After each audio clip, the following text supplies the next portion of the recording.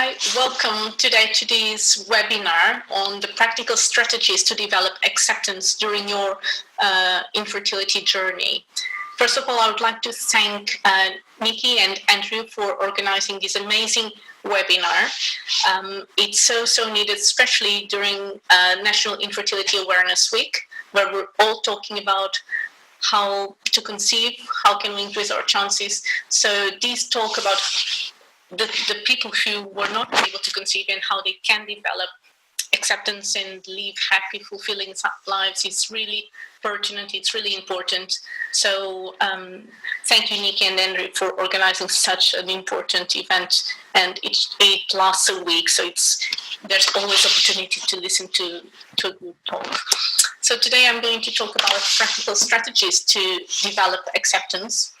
And I thought it would be important to start with my journey and why am I here.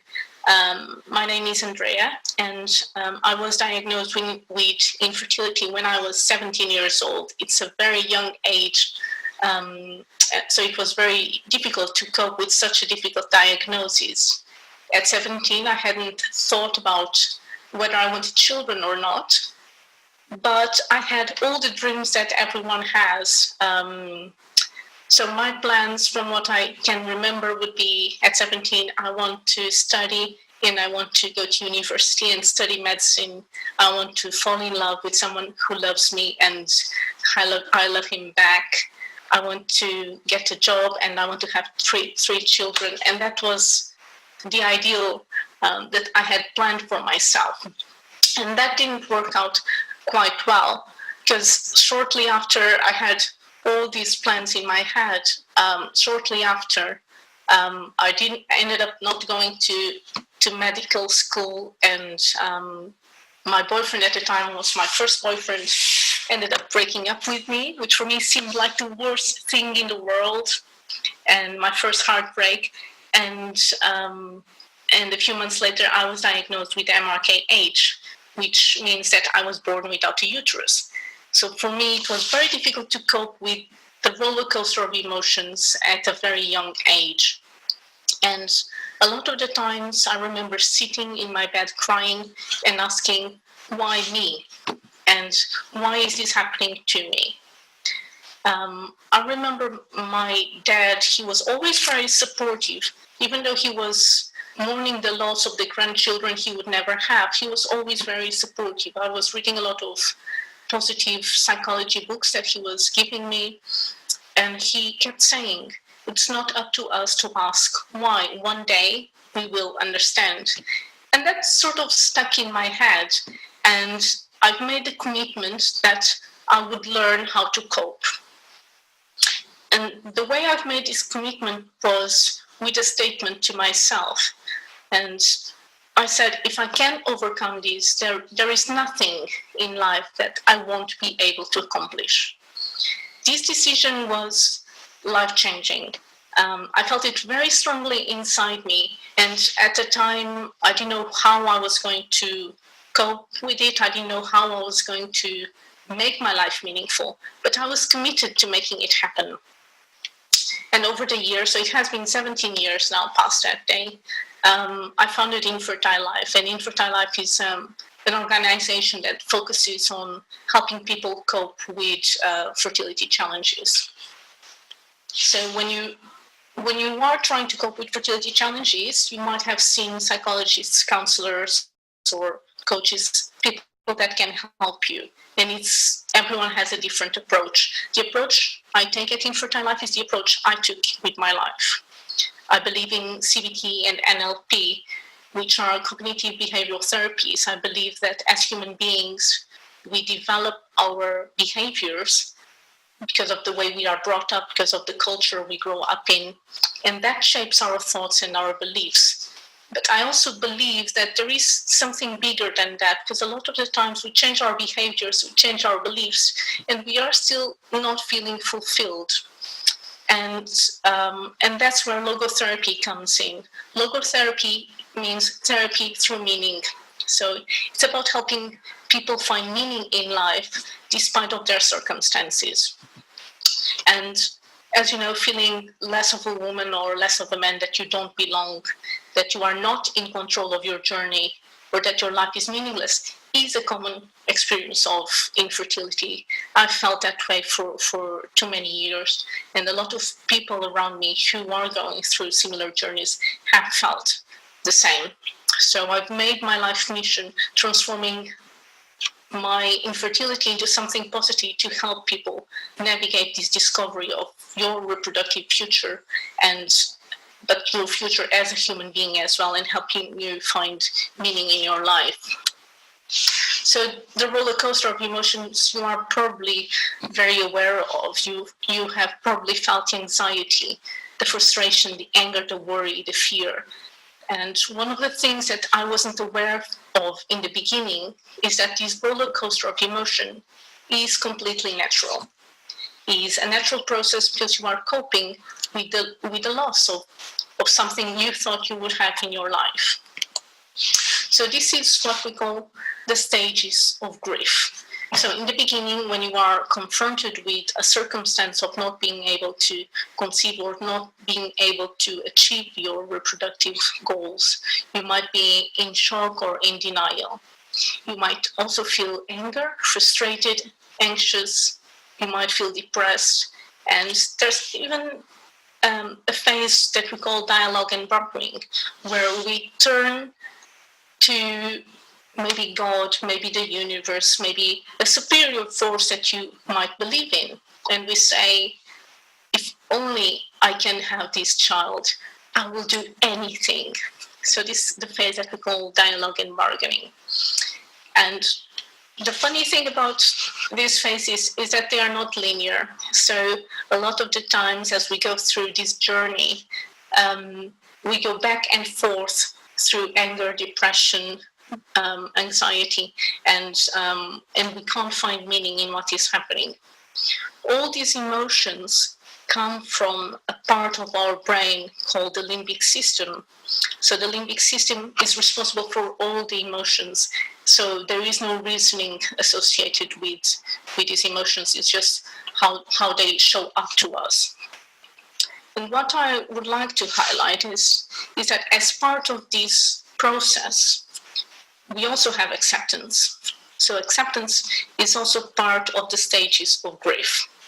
So it's not only a possibility, but it's a complete necessity to reach acceptance if you want to break this cycle of negative emotions and reach a meaningful life.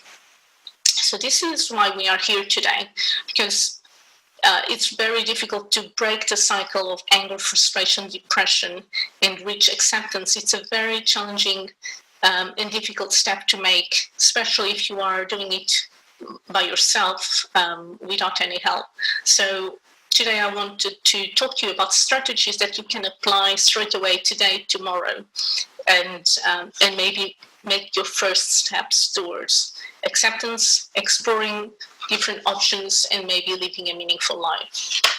And I would like also to say that it may be very daunting to think that you will reach acceptance and what acceptance means to you. And so for me, I would like to raise the fact that this acceptance is only a strategic acceptance. It's accepting the fact that things didn't happen the way you thought they would.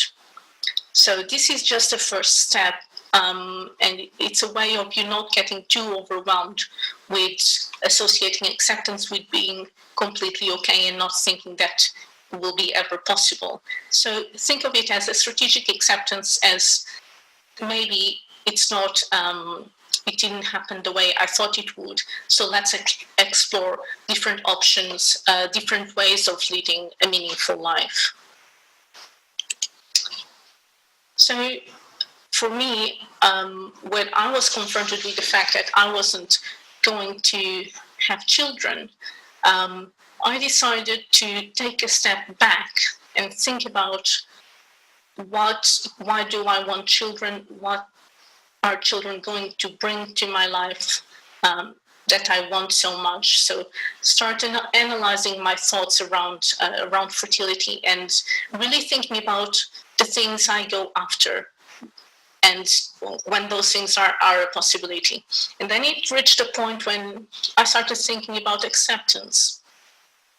And for me, acceptance means feeling okay in my own skin and in my own body. It means not being resentful for the things that my body can't do, and being okay and happy with all the things that my body can do, because my body can do so much.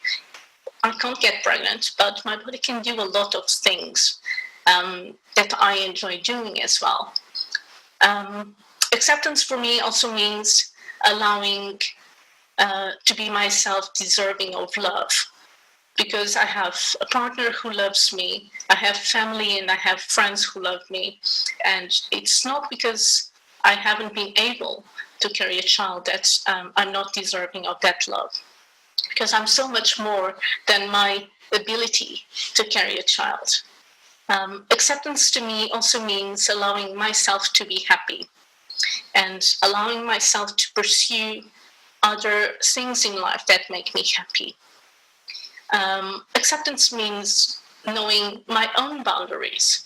We always have triggers when it comes to our infertility. There are things and circumstances, situations in our day-to-day life or with family and friends that will trigger our infertility. Infertility will never go away. I usually say that it's like a wound that can get better, but never heals. So there are things that we know will trigger that wound and it will hurt more. And there are things that we know won't hurt as much, so we learn how to cope. So it's knowing our boundaries and being okay with those boundaries, protecting ourselves. And above all, acceptance takes time. For me, it has taken 17 years. So it's certainly not something that we can achieve in a day, in a week, or in a month. It takes time to process all of these thoughts and feelings. And it's a very challenging decision to make, because it means giving up all the hope and the thoughts of what you thought your reproductive future would look like. So it's a very challenging decision to make, a very personal one. You don't need to feel rushed making this step. It takes time, but it's an absolute necessity if you want to live a meaningful life after your infertility. So I usually say that everyone wants to be happy in life. That's what, if you ask someone what you want out of life, most people will say they want to be happy, whatever happy means to them. And for me, I usually say that happiness is not about what we have. Happiness is about what we don't have and how we respond to it. And the way I got to this conclusion was because I had a lot of friends who had the jobs they wanted, the partners they wanted, they had the children they wanted, and they were still not feeling fulfilled. So happiness for me is not certainly about what I have right now, and I have a lot of things. Happiness is about how I respond to the things that I don't have, that I wish I did. So where do we start? How do we make... Andrea, can I just interrupt for a second? Really sorry about this. I just wanted to let people know that if they want to join in the typed chat and make responses to what you're saying, they need to click onto the little speech bubble balloon at the bottom of their screen to open it up on the right-hand side. Okay. Okay, sorry about that. Thank you. Bye. Okay. So the question is, where do we start when we believe we want to make that first step of reaching acceptance? How can we do it? It's so challenging, and we almost just hope that it happens over time and by itself without knowing what strategies we can use. So today I thought it would be really useful if I could give you 4 strategies that you can start today and develop over time. So the 4 strategies, you can do it for a longer period of time, but some strategies you can start already today. So the strategy number 1 is all about acknowledging meaning in your life. And there are different ways of acknowledging meaning in your life. One of them is by creating things. If you create something unique, that if you hadn't created, the world would never see it, would never have it, that will help bring meaning to your life. It might be that you have a hobby, or that you do that with your job, creating something unique. I certainly do that with my job as well, with helping people in their fertility journeys, helping companies in other businesses I have. So creating is a big part of bringing meaning to my life. Another way of acknowledging meaning in your life is by loving unconditionally. And here we're talking about maybe loving your family or your partner, or maybe loving yourself unconditionally, no matter what your body is able to do or is not able to do. So unconditional love is a way of bringing meaning to your life. A second way is appreciating beauty in nature every day. Maybe you're going for a walk in the park, or you're seeing the sunset and you are appreciating how beautiful it is, and that is a way of bringing meaning to your life.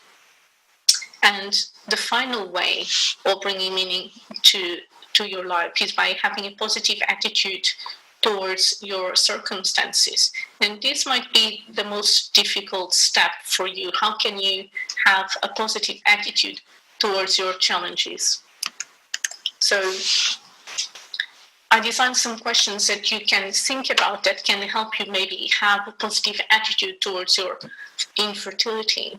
If you're going through infertility and it's a circumstance that you cannot change, how can you do so with love, grace, dignity, and self-growth?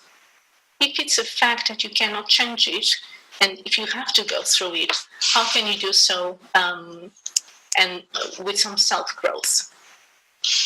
And what have you learned about yourself and about your partner throughout this journey? Maybe you are more resilient. I certainly know that I am more resilient, and there are things that I wouldn't be able to do with such an ease that if I hadn't been through such a difficult diagnosis. It's certainly the most difficult thing I have ever been through, but I know it has helped me build resilience towards other circumstances that I had to face in life. And what have you learned about life during this journey? And are there things that you appreciate more that are no longer taken for granted in your life? And maybe you have found empathy and friendship in people that you wouldn't have met otherwise. Maybe the groups on Twitter, the groups on Facebook, or people you know in real life have created this partnership, this empathy, this friendship through shared infertility stories that can be so empowering as well. So when you have the time, answer these questions, write them on paper, and that will help you start having a more positive attitude towards your infertility and maybe acknowledging meaning in your life as well. Strategy number 2 is about managing your thoughts. We all have this tiny voice in our head telling us stuff that is not very helpful sometimes. And we take that voice for granted. So I'm here to tell you that you don't need to take that voice for granted. And you can challenge that voice. So I'm going to give you a strategy that you can use to challenge that voice. So start by creating a table like this one, and you identify the thoughts, the emotions, and then the evidence, and then the conclusion. So I'm going to go through this table with you. Let's say that my thought is that life is meaningless. So this little voice in my head is telling me my life is meaningless. And that makes me feel a certain emotion. It makes me feel really sad at the level 8 out of 10. And I really don't appreciate feeling that my life is meaningless. I'm really sad about it. So I'm going to analyze this thought, and I'm going to write here the evidence that supports this thought. Why is it that I believe that my life is meaningless? And I believe that my life is meaningless because I haven't had children. And that makes me feel sad at the level 8 out of 10. But something that we often don't do is look at the evidence that refutes these thoughts, that refutes the thought that is being brought by this tiny voice in our head. And the evidence that refutes my thought about my life being meaningless is that I do have a partner who loves me, I have friends, and I have a job that I enjoy very much. And these things bring meaning to my life. So as a conclusion, we will merge together the evidence that supports and the evidence that refutes. So even though I haven't had children, I have a partner who loves me, friends, and a job that I enjoy. And that brings me my sadness that was at an 8 out of 10. I still feel sad, but not as sad, and it's now at a 5 out of 10. So this is a way of analyzing our thoughts and reducing the emotion that is associated with that thought. So you can create this table, and you have here, for instance, I'm not deserving of love. That's another thought that sometimes pops up. Or I'm less of a woman or less of a man. So if you want, you can create this table for yourself and just write your thoughts here on this column, and then start writing the emotions, the evidence that supports, the evidence that refutes, and then the conclusions, and then how have your emotions changed after you've reached this conclusion. And it's really important that you write it down for the first time, and that thought pops up in your head, and then of course in a week you will still remember what you have written, and your emotions will be better managed as well. Then the third strategy that I would like to bring to you today would be to do a list of positive things in your life. I usually call this exercise emotional flooding. So if you have a pen and paper, you can start writing an answer to each of these questions. Write down a situation that has made you laugh out loud in the past. Write down a sexual or a sensual experience that you've had. A moment when you were proud of yourself. Something that you are grateful for in life. Why are you blessed? And finally, a spiritual moment that you have experienced.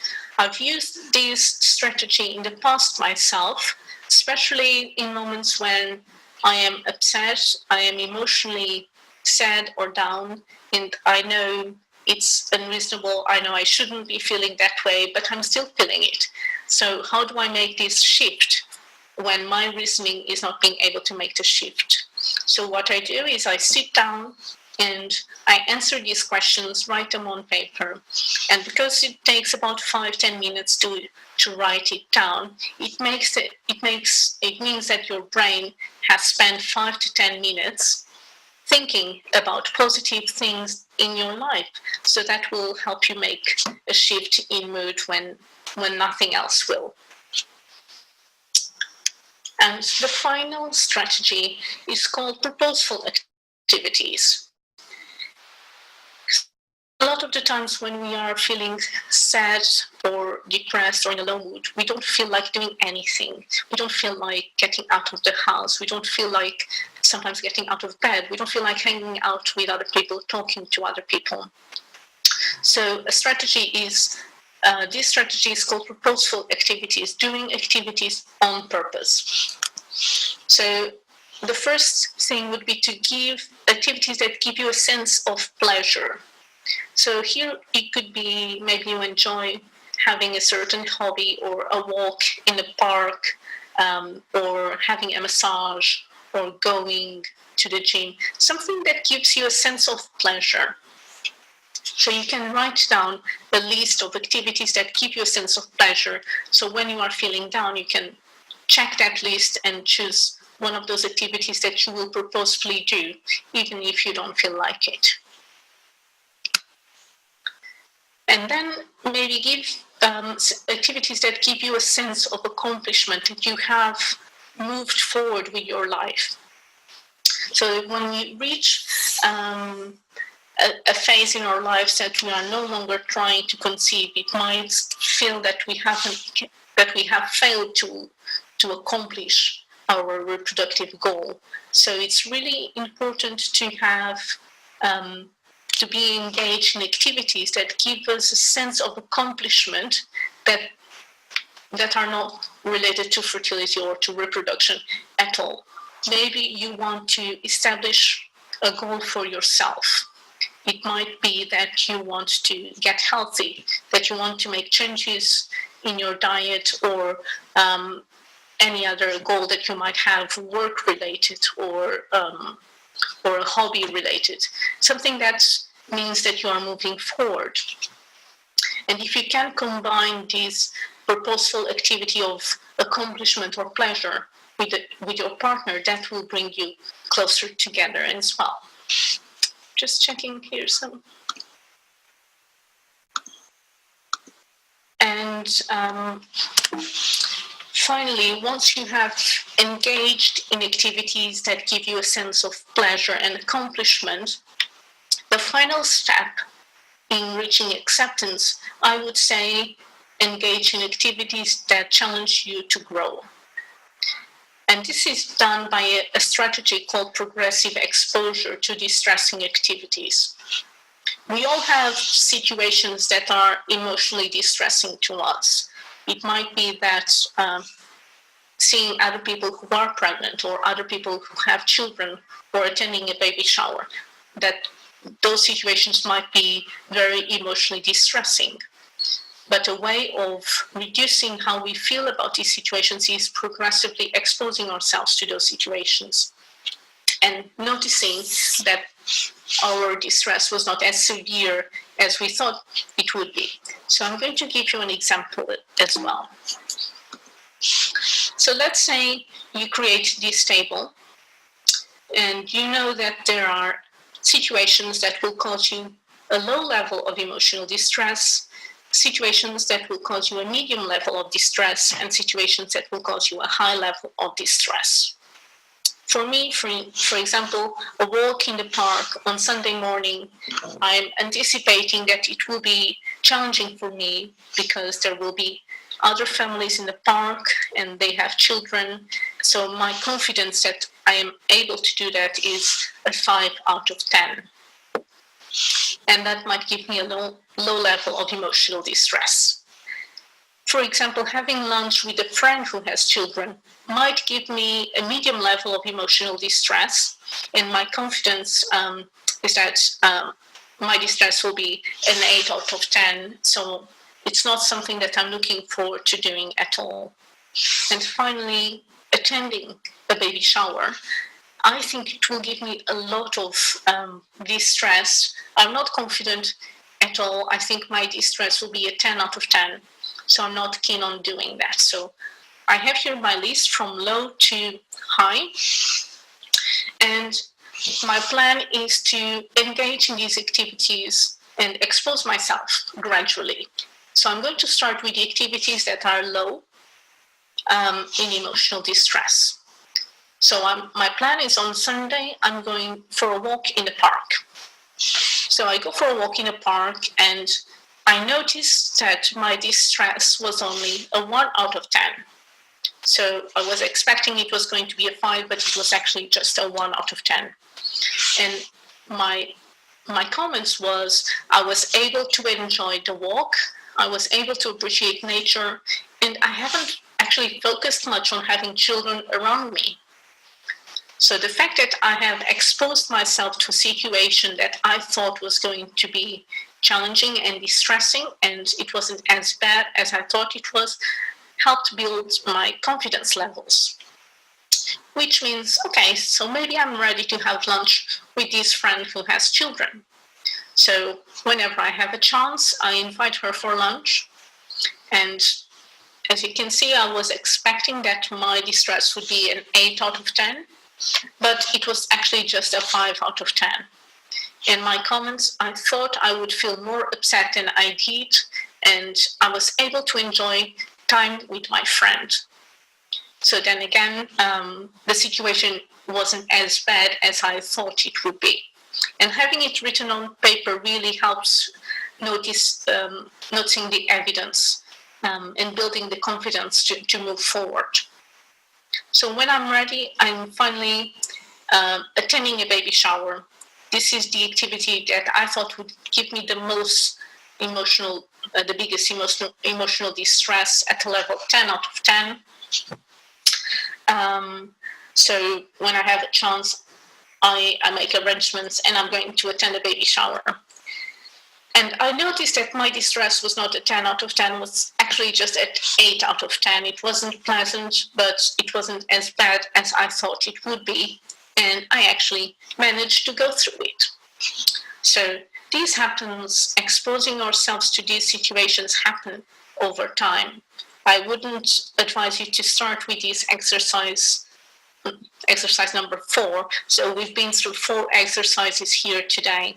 So I would advise you to start with the first, second, and third exercise slowly and only expose yourself to these situations once you have built up through the other exercises as well. And the final note to say that maybe now it's the time to look after yourself, of doing things that make you comfortable, that make you safe, and that make you happy. And maybe it's time to engage in these activities that give you a sense of accomplishment and pleasure, because this is something that we can often lose during our disability journey, which can be so long. We miss all the other goals, we forget about all the other goals, all the other pleasures. So maybe it's time to bring that sense of accomplishment and pleasure. Maybe it's time to take a deep breath and let go of the things that you cannot control in your life. And it's time to love yourself. You will never be able to control what happens to you, but you'll always be able to control how you Hi, Andreia, can I just stop you for a second? I think there might be something wrong at your end with your microphone. Can you just see if it's plugged in properly still? Because you suddenly went very quiet. No, it's the same. Nothing has changed here. Okay, I'm not quite sure whether it's at my end though. Hopefully, fingers crossed, it will be at my end rather than at your end. If not, I'm sure that we can try and do something to improve the quality for the recording. Okay, sorry to interrupt. It's okay, I was just finishing actually. So I'll stop sharing my screen now. Hi, Nikki. Hello. Yes, I can hardly hear you, so I hope the recording's okay. Thank you so much for that. That was really interesting. I love your 4 strategies, and as for the last table, that really plays to the fact that although I'm very creative, I'm also a very logical and structured person. And I love having something which is concrete for me to go through step by step. And I'm sure that lots of people will find that so useful. So thank you very much for sharing those 4 strategies. It's absolutely brilliant. Yes, I mean, for me, it has helped me a lot. And so many times I thought, I want to reach acceptance, I want to do it, but how do you do it? How do you get there? So for me, having something tangible, something that I could look at, evidence has definitely helped me take my first steps towards acceptance.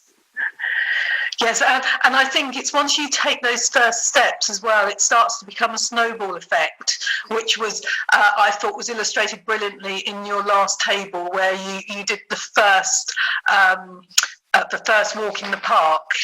and you realise that it wasn't quite as bad as you thought it was, and that builds your confidence so you can then go on to the lunch with friends.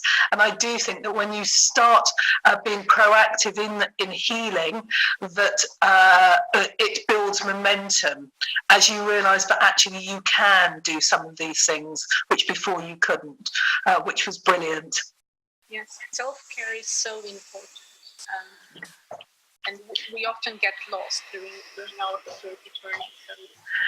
Yes, that's right, and I think that's why something like the summit and also your other events which go on, like World Childless Week and the blogs and things like that, all work together to help shine a light in the dark for people, give them a bit of hope that they can move forward and they can be happy and find some level of acceptance. I don't have any questions from anyone, but there may be some questions coming up onto the website later on and stuff. So thank you so much for doing this and taking part. And the other thing is I want to do a quick thank you to all of the sponsors as well of the event, because if it wasn't for those people, we wouldn't be able to host the event. Thank you, Andrea. Take care. Bye.